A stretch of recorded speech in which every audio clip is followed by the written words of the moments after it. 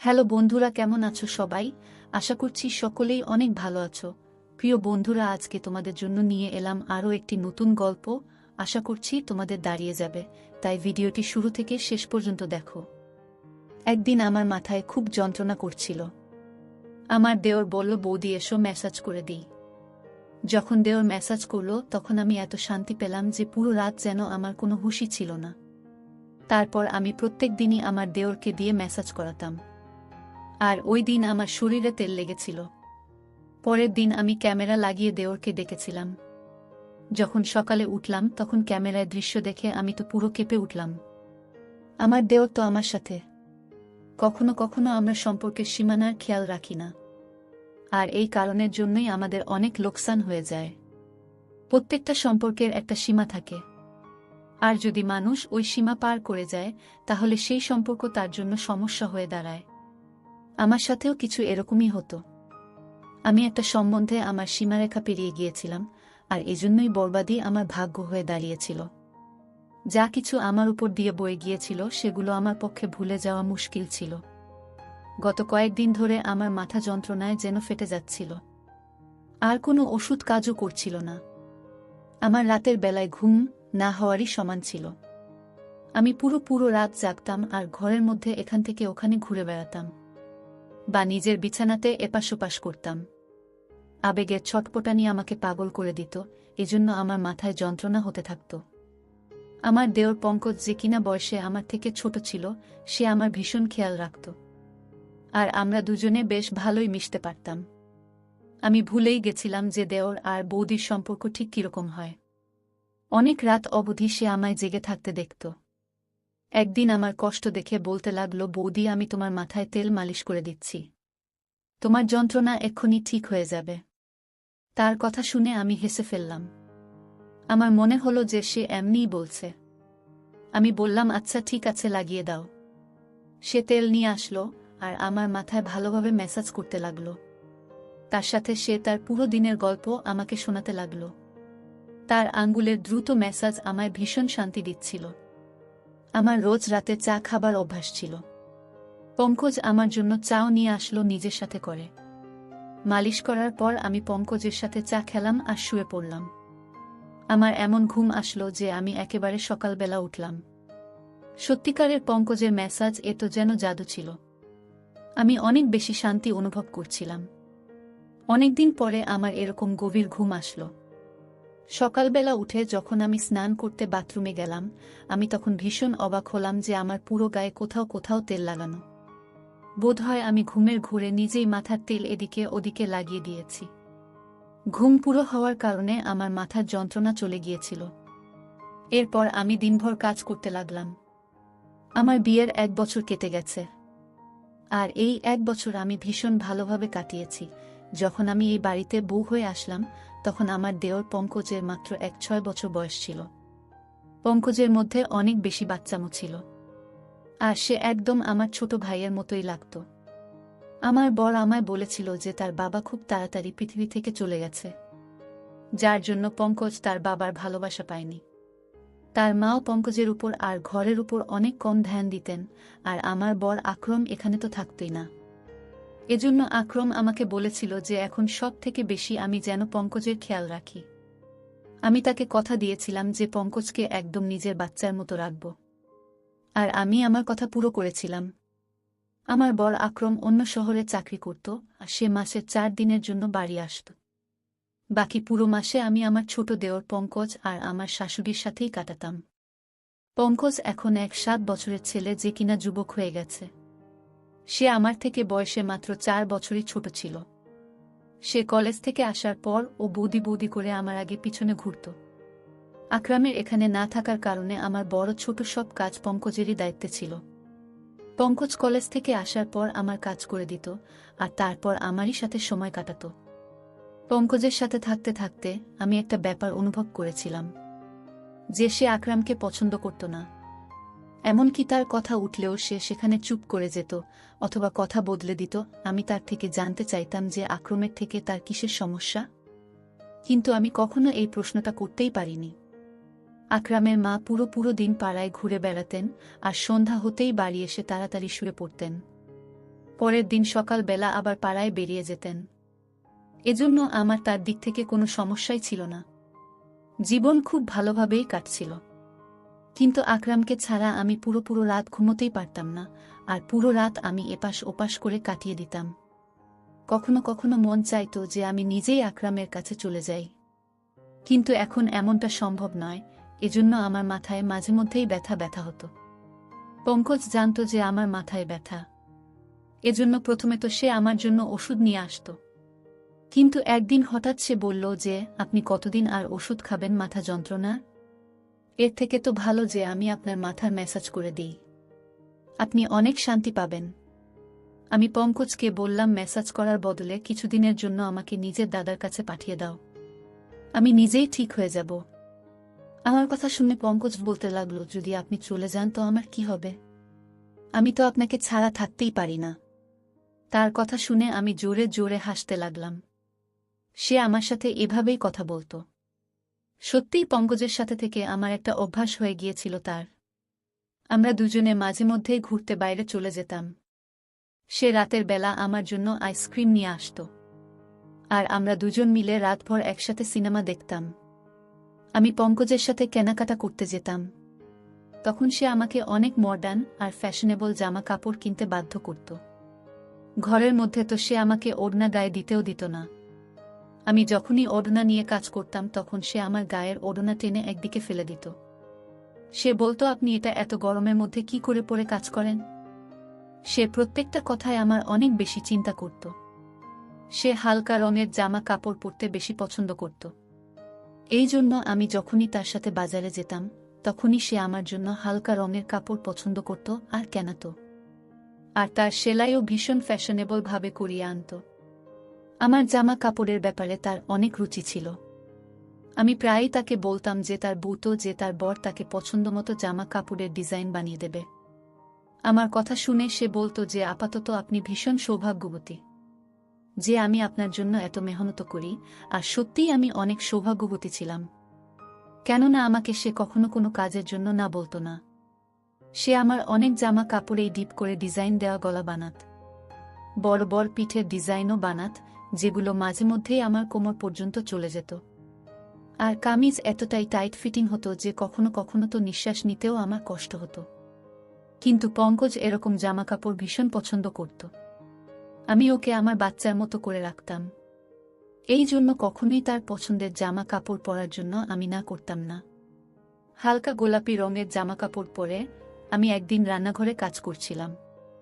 অনেক বেশি গরম ছিল সেদিন, আর আমার পুরো শরীর ঘামে ভিজে যাচ্ছিল, যার জন্য আমার জামা কাপড়ে যেন আমাকে পুরোপুরি দেখা যাচ্ছিল। আর আমি ওড়না ছাড়া তাড়াতাড়ি খাবার তৈরিতেই মগ্ন ছিলাম। তাই হঠাৎই যখন সে পেছন দিক থেকে চলে আসলো আর আমাকে দেখে বলতে লাগলো, আজকে তো আপনি ভীষণ হট লাগছেন। ওর এই কথায় আমি লজ্জা পেয়ে গেলাম আর তাড়াতাড়ি আমার ওড়না খুঁজতে লাগলাম। তখনই সে বলতে লাগলো যে, আমি তো মজা করছিলাম বৌদি, আপনি আরাম করে নিজের কাজ করুন। আর সে রান্নাঘর থেকে চলে গেল। আকরাম যখন আমার সাথে দেখা করতে আসতো তখন ওই কদিন পঙ্কজ আমার সাথে অনেক কম কথা বলতো, আর পুরো দিন সে পড়ার মধ্যেই মন দিত। আকরাম ভীষণ খুশি হতো যে পঙ্কজ অনেক মেহনত করে পড়া করছে। আর আমিও ওই দিনগুলো আকরামের সাথে এতটা মজে থাকতাম যে পঙ্কজের বদলে যাওয়া আমার চোখেই পড়ত না। আকরাম শুধুমাত্র 4 দিন আমার সাথে কাটিয়ে তারপর চলে যেত, আর তারপর পঙ্কজ আবার আমার সাথে আগের মতোই ব্যবহার করত। সে আমার ব্যাপারে অনেক জেদি ছিল।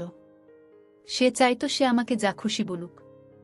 ওর এক বন্ধুর ভাইয়ের বিয়ে ছিল, সে আমার পেছনেই লেগেছিল যে আমি যেন ওর সাথে যাই। প্রথমে তো আমি না বলে দিলাম, কিন্তু যখন দেখলাম যে সে দুঃখী হয়ে আছে তখন আমি সঙ্গে সঙ্গে হ্যাঁ বলে দিলাম। কিন্তু আমি এটাই ভাবছিলাম, সে তার বন্ধুর ভাইয়ের বিয়েতে আমি গিয়ে কি করব। কিন্তু ওখানে গিয়ে আমি ভীষণ অবাক হলাম। ওর সমস্ত বন্ধুরা আমাকে ভীষণ ভালোভাবেই জানত, আর এমনভাবে আমার সাথে কথা বলছিল যেন আমরা অনেকবার দেখা করেছি। ওরা বলল, সব সময় পঙ্কজ আপনার কথাই বলতে থাকে, আর সে আপনার ভীষণ প্রশংসা করে। তারা সবাই আমার সাথে আবার দেখা করার জন্য জেদ করতে লাগলো, ইচ্ছা প্রকাশ করতে লাগলো। ফেরার সময় আমি পঙ্কজকে বললাম যে তুমি তোমার বন্ধুদের আমার ব্যাপারে কি কথা বলেছ যে সবাই আমাকে এত ভালোভাবে চিনেছে। পঙ্কজ বলতে লাগলো যে আপনি তো আমার সবকিছু, আমি তো সবসময় আপনার কথাই বলতে থাকি। ওই সময় পঙ্কজের কথার মানে আমি বুঝতে পারিনি, কিন্তু যেদিন আমি তার ওই কথার মানে বুঝতে পারি, আমার পায়ের তলা থেকে মাটি সরে গিয়েছিল। পঙ্কজ রোজ রাতে আমার মেসাজ করত, আর আমি আরাম করে ঘুমিয়ে যেতাম, কিন্তু যখন আমি আমার গায়ে পরের দিন জায়গায় জায়গায় তেলের দাগ দেখতাম, অবাক হয়ে যেতাম। আর এই জন্যই একদিন আমি ঘরের মধ্যে ক্যামেরা লাগালাম, আর পঙ্কজকে দিয়ে মাসাজ করাতে লাগলাম। ম্যাসাজ করানোর কিছুক্ষণের মধ্যেই আমি প্রত্যেকবারের মতো ঘুমিয়ে পড়লাম, আর সকালবেলা উঠে যখন ক্যামেরার রেকর্ডিং দেখলাম তো আমার নিঃশ্বাস প্রশ্বাস যেন বন্ধ হয়ে যাচ্ছিল। আমি ভাবতেও পারিনি যে পঙ্কজ আমার সাথে এরকম করতে পারে। আমি তো পঙ্কজকে অনেক বেশি ভরসা করেছিলাম, আর তাকে আমি নিজের ছোট ভাই ভাবতাম, কিন্তু সে তো দেওর বৌদির সম্পর্কের সম্মান রক্ষা করতে পারল না। ভিডিওতে পঙ্কজ আমার ভালোভাবে ম্যাসাজ করছিল, তারপর সে আমার জন্য চা বানিয়ে আনলো, আর চা খাওয়ার পর পঙ্কজ ঘর থেকে বেরিয়ে গিয়েছিল, আর আমি ঘুমানোর জন্য শুয়ে পড়েছিলাম। কিছুক্ষণ পরে আমার এত গভীর ঘুম এসে গেল, তখন পঙ্কজ দ্বিতীয়বার দরজা খুলে ঘরে আসলো, আর আমি দরজা খোলার আওয়াজেতেও উঠিনি।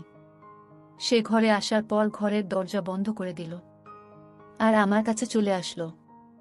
এরপর আমি যা কিছু দেখলাম আমি নিজের চোখে বিশ্বাস করতে পারিনি। পঙ্কজ কিছুক্ষণ তো চুপচাপ বসেছিল, আমাকে সে দেখছিল।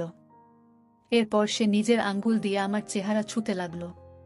সে তার মোবাইল ফোন বের করে আমার অনেক ফটো তুলল, আর তারপর সে আস্তে আস্তে আমার শরীর থেকে কামিজ সরালো।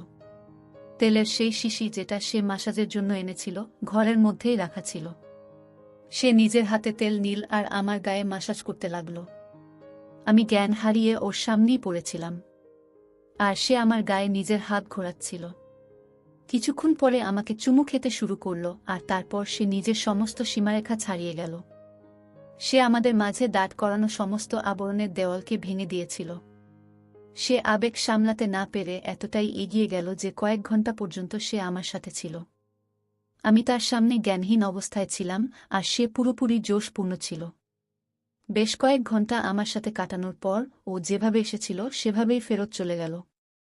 সে আমার ইজ্জত খুব বাজেভাবে নষ্ট করে গেল, আর এটা দেখে আমার হৃদয় পর্যন্ত কেঁপে উঠল। আমি তো তাকে নিজের ভাই ভাবতাম, এজন্য তার সাথে এত ভালোভাবে মেলামেশা করতাম, কিন্তু আমি কখনো জানতেই পারিনি যে ওর চরিত্রই খারাপ ছিল। আমি আমার ঘরে বন্ধ ছিলাম, যখন সে কলেজ থেকে আসলো সে সোজা আমার ঘরে চলে আসলো। একদম আমার কাছে বসে বলতে লাগলো, বৌদি কি হয়েছে, তোমার শরীর ঠিক নেই? আমি গভীরভাবে তার দিকে তাকালাম, আর ক্যামেরার রেকর্ডিং তার দিকে বাড়ালাম। সেটা দেখে সে কিছুক্ষণের জন্য তো চুপ করে গেল। এরপরে সে যা বলল সেটা শুনে পুরো আমার গায়ের শিহরণ জেগে গেল। সে হঠাৎ করেই নিজের ভালোবাসার কথা আমাকে বলতে লাগল। সে বলতে লাগল চিরদিনই ভালোবাসার জন্য অভাব বোধ করত সে। যখন আমি তার দিকে ধ্যান দেওয়া শুরু করলাম তখন তার ভালো লাগতে লাগল। সে বুঝতে পারল যে তার জীবনের কেউ এমন আছে যে তাকে ভালোবাসে। ও বলছিল যে এবার ও আর আমার থেকে দূরে যেতে পারে না, আর এই জন্যই তার নজরে তার বড় দাদার অস্তিত্ব খটকাতে লেগেছিল। যখনই আকরাম আসত সে নিজেকে ঘরের মধ্যে বন্ধ করে দিত, কেননা আমাদের দুজনকে সে একসাথে দেখতে চাইত না। আকরামকে তো সে এভাবেই প্রথম থেকেই ঘৃণা করত, কেননা আকরামের বাবা আকরামকে অনেক ভালোবাসত, আর মরার আগে উনি এই ঘরটাও আকরামের নামে লিখে দিয়েছেন। আমার আর আকরামের সঙ্গ তার হৃদয়ে কাটার মতো বিঁধত। তাই যখনই আমার জন্য সে কেনাকাটা করত সে ইচ্ছে করেই আমার জন্য এই ধরনের জামা কাপড় কেনাতো, যাতে আমাকে সে পরিষ্কারভাবে দেখতে পারে। সে হালকা রং পছন্দ করত না, বরং হালকা রঙের মধ্যে দিয়ে উকি দেওয়া আমার দেহাকর্ষণ তাকে আকৃষ্ট করত। সে বলত যে সে সৌন্দর্যে আহত হয়েছে, সে শুধু আমাকে পেতে চাইত। সে নিজের আবেগকে কাবুতে রাখতে পারছিল না যখন সে আমাকে রাতভর জাগতে দেখত। এই কথাটা তাকে ভীষণ অস্বস্তিতে ফেলত যে আমি তার দাদার কথা ভেবে জেগে আছি। ওর ইচ্ছা ছিল আমি যেন তার জন্য জেগে থাকি আর জীবনভর যেন তার সাথে থাকি। সে নিজের দাদার থেকে আমাকে আলাদা করতে চেয়েছিল আর নিজের কাছে আনতে চাইত। এই জন্য সে আমার ম্যাসাজ শুরু করে যাতে আমি শান্তি পাই, আর সে আমার চায়ে ঘুমের ওষুধ মিশিয়ে আনত। আর যখন তার বিশ্বাস হতো যে আমি গভীরভাবে ঘুমিয়ে গিয়েছি তখনই সে আমার ঘরে চলে আসত আর নিজের পিপাসা মিটিয়ে চলে যেত। সে নিজের বন্ধুদেরও ওই কথাটা বলেছিল যে সে আমাকে ভালোবাসে, আর ওর বন্ধুরাই ওকে এই ধরনের পরামর্শ দেয়। পঙ্কজ আর তার বন্ধুরা বয়ঃসন্ধির দরজায় উপস্থিত ছিল, এই জন্য তারা ঠিক আর ভুল কি সেটা বুঝতে পারত না। আমার ইজ্জত নিয়ে বসেছিল সে। পঙ্কজের কথা শুনে তো আমার চোখ দিয়ে জল বেরিয়ে আসলো। সে এই সমস্ত করে ফেলেছিল আর আমি ছিলাম তার দাদার বউ, আর সে আমার বিছানা পর্যন্ত এসে গেছিল। আমি লজ্জায় জল হয়ে যাচ্ছিলাম। আমি ঘৃণায় পঙ্কজের দিকে তাকালাম। তখন সে আমার পায়ের কাছে বসে পড়ল আর বলতে লাগলো সে শুধু আমাকে ভালোবাসে আর আমার ঘৃণা ওকে মেরে ফেলবে। বাবার ছেড়ে চলে যাওয়ার সাথে সাথে সে নিজের মায়ের অদ্ভুত উদাসীন্য সহ্য করতে পারেনি। সে বলতে লাগলো তার মাও কখনো তার আবেগ আর তার ইচ্ছের খেয়াল রাখত না। তার বদলে তার মা গোটা পাড়ায় ঘুরে বেড়াত, আর তাই সে পুরোপুরি একাকিত্বের শিকার হয়েছিল। যখন আমি এই বাড়িতে আসলাম তখন তার একাকিত্ব দূর হল। সে নিজে নিজেই আমার সাথে মিলেমিশে গিয়েছিল। আমি পঙ্কজকে ধাক্কা দিয়ে আমার পায়ের কাছ থেকে সরিয়ে দিলাম। আমি তার মুখও দেখতে চাইছিলাম না। সে আমার সাথে যা করেছে আমি তাকে কখনোই ক্ষমা করতে পারতাম না। আমি জানতাম এতে পুরো ভুল পঙ্কজের ছিল না। সে সত্যিই সম্পর্কের জন্য মরে যাচ্ছিল, আর আমাকে পেয়ে সে সীমানা ভুলে গিয়েছিল। আর আমিও তাকে কখনো ঠিক আর ভুল কোনটা তা বলিনি। সে যখনই আমার জন্য জামা কাপড় সেলাই করাতো তখন আমি সেটা ওর পছন্দ ভেবে মেনে নিতাম। আমি ওড়না ছাড়াই তার সামনে ঘরে ঘুরে বেড়াতাম। আমি তাকে নিজের ছোট ভাই অবশ্যই ভাবতাম, কিন্তু বাস্তবে সে তো আমার ছোট ভাই ছিল না। তার আর আমার সম্পর্ক ছিল দেওর বৌদির। আর আমি এই ব্যাপারটাই খেয়াল করিনি। আজকালকার দিনে যেখানে 1-3 বছরের বাচ্চাও পুরো সব কথাই জানতে পারে, আমি কি করে ভেবে নিলাম যে আমার 1-7 বছরের দেওর একটা ছোট বাচ্চা হবে। আমি তাকে বললাম এটাই ভালো হবে যে তুমি আমার থেকে দূরত্ব বজায় রাখো, আর আমাকে নিজের চেহারাও দেখাবে না। আমার পক্ষে এবার তার সাথে একই ছাদের নিচে থাকা মুশকিল হয়ে গিয়েছিল। সে বলতে লাগলো যে এই কথাটা যেন তার দাদাকে আমি না বলি। আমার মধ্যে তো নিজে থেকেই এতটা ক্ষমতা ছিল না যে আমি আকরামকে এত বড় সত্যিটা বলবো। সে ভীষণ লজ্জিত ছিল আর সে নিজের ঘরে চলে গেল। কিন্তু আমি নিজের নজরেই নেমে গিয়েছিলাম। আমি সঙ্গে সঙ্গে আকরামকে ফোন করলাম। তাকে বললাম আমি এবার তাকে ছাড়া থাকতে চাই না। হয় সে নিজে এখানে চলে আসুক আর না হয় আমাকে তার কাছে ডেকে নিক। আমার কথা শুনে আকরাম প্রথমে তো অবাক হয়ে গেল যে আমার হঠাৎ করে কি হলো, কিন্তু যখন আমি বারবার বলতে লাগলাম তখন সে বলল সে তাড়াতাড়ি আমাকে তার কাছে ডেকে নেবে। সে কিছু সময় চাইছিল যাতে আমার থাকার সে ব্যবস্থা করতে পারে, আর নিজের মায়ের সাথেও সে সেই ব্যাপারে কথা বলবে। আমি আকরামকে বললাম যে সে 1-5 দিনের ভেতরে যেন আমাকে ডেকে নেয়, না হলে আমি চিরজীবনের জন্য ঘর ছেড়ে চলে যাব। আকরাম আমাকে কথা দিল যে সে 1-5 দিনের মধ্যেই আমাকে নিজের সাথে নিয়ে যাবে। আমি এই 15 দিন নিজেকে ঘরের মধ্যে বন্ধ করে কাটিয়েছি। আমি সেসব পুরোপুরি ভুলে যেতে চাইতাম। আমার শাশুড়ির এখনো পর্যন্ত ঘরের সম্পর্কে কোনো হুঁশ নেই। তার নিজের ঘরের থেকে বেশি পাড়ার চিন্তা থাকে। যদি সে অন্যের খোঁজে না থেকে নিজের সন্তানের খেয়াল রাখত তাহলে পঙ্কজ এরকম করত না। সে শিকার হয়ে নিজের রাস্তা থেকে হারিয়ে গিয়েছিল। প্রত্যেকটা সম্পর্কের একটা সীমা থাকে, আর আমি আমার আর পঙ্কজের সম্পর্কের সেই সীমাটা ভুলে গিয়েছিলাম। আর আজকে তারই ফল আমাকে ভোগ করতে হচ্ছে। আমি আমার সমস্ত পুরনো জামা কাপড় জ্বালিয়ে দিয়েছি। এবার আমি বুঝতে পেরেছি যে আমি এই বাড়িতে একজন বাইরের মানুষের সাথে আছি, আর আমাকে নিজেকে এবার থেকে আড়ালে রাখতে হবে। কখনো কখনো আমরা অনেক ব্যাপার ছোট ভেবে নিই, কিন্তু সেগুলো এতটাও ছোট হয় না যতটা নজরে মনে হয়। আজ আমি আমার ওড়নার দামের কথা অনুভব করলাম যে সেটা কত দামি, যখন কিনা আমি প্রায় ধ্বংস হয়ে গিয়েছি। যারা এই গল্পটি শুনছেন আপনাদেরকে আমি এটাই বলতে চাই যে নিজেকে সাবধানে রাখুন। ধন্যবাদ বন্ধুরা গল্পটি শোনার জন্য।